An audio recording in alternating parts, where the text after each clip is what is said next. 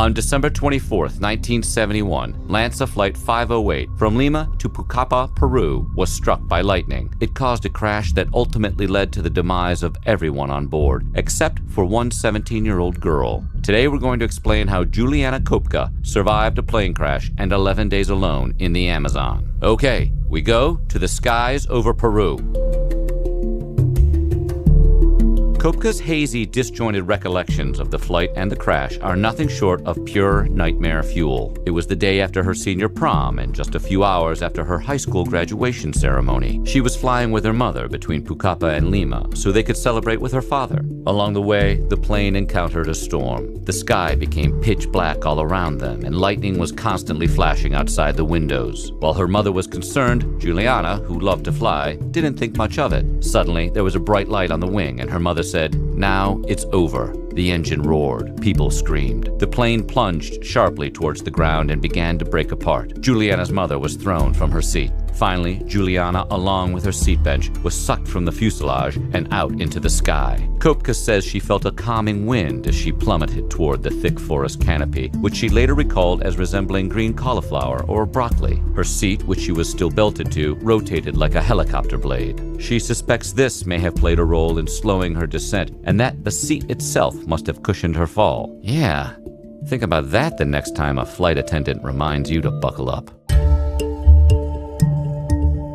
Juliane blacked out before impact, and due to a concussion, she retains no memory of the next 20 hours or so. She suspects she must have awakened during this period and removed her seatbelt because it was off by the time she fully regained consciousness. It was 9 a.m. the morning after the crash, a fact she could tell thanks to her watch, which at this point was still functioning. It was also pouring rain. Koepcke was soaking wet, dirty, and partially underneath her seat bench. She crawled fully under it to escape the rain while she regained her strength. According to Koepcke, "I couldn't really feel anything. It was like being wrapped in cotton balls. With a lot of effort, I could only get up on my knees, and then everything turned black again." It would be a full day and a half before she was able to get up and walk.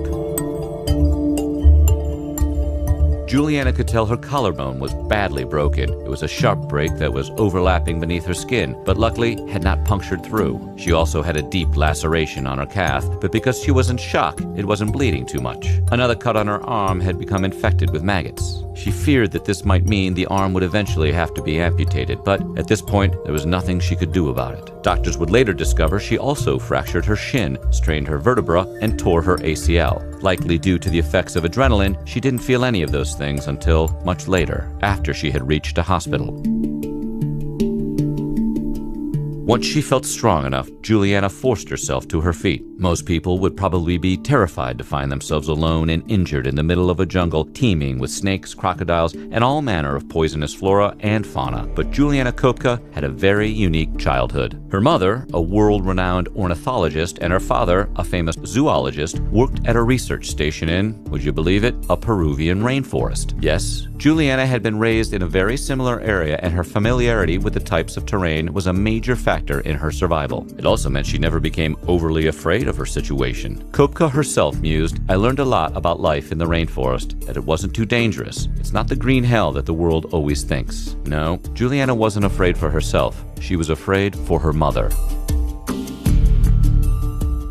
Once she was able, Koepcke began to scout the area immediately around her crash site for other survivors and resources. She was careful to leave a trail since she knew how easy it was to get lost in the jungle. On the 4th day after the crash, she heard a sound she recognized as a king vulture landing in the forest. She knew from her ornithologist mother that this particular type of vulture only landed when carrion, or rotting flesh, was in the immediate vicinity. Following the sound, she discovered the remains of 3 other passengers. Still strapped to their seats, they had impacted the ground with such force that they were buried 3 feet deep with only their feet remaining visible. One of the victims was a woman, and Koepcke initially feared it might be her mother. However, poking her with a stick, she was able to discern that the woman had painted toenails, which her mother did not. During those first few days, Koepcke would occasionally hear the sounds of rescue planes overhead. Because the forest canopy was so thick, she wasn't able to see them, and more frustratingly, she could not get their attention. Eventually, the sounds of the planes disappeared, and she realized they were no longer searching for survivors. She would later describe these as her most hopeless moments, and she realized she would have to rely on herself if she was going to escape the rainforest alive.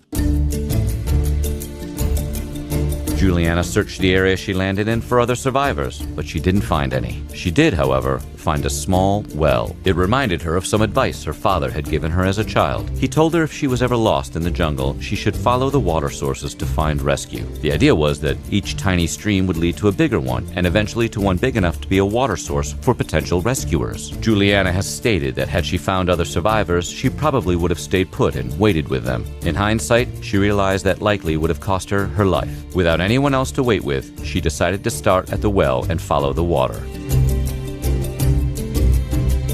Eventually, the creek she was following became deep enough to walk in. Despite the fact that Koepcke could see crocodiles slipping in and out of the water, she knew they seldom bothered humans, and that by traveling by water was ultimately safer than traveling by land. As she followed the water, Koepcke noticed that the way was often blocked by logs, a sign that the area wasn't well traveled and might not lead her to rescuers. Blocking these discouraging thoughts out, Juliane continued on. Then on the 10th day after the crash of LANSA Flight 508, Koepcke spotted a boat. At first, she thought she was hallucinating, but she moved toward it and found herself actually able to touch it. Once she determined the boat was real, her adrenaline kicked in. Check out some of these other videos from our weird history.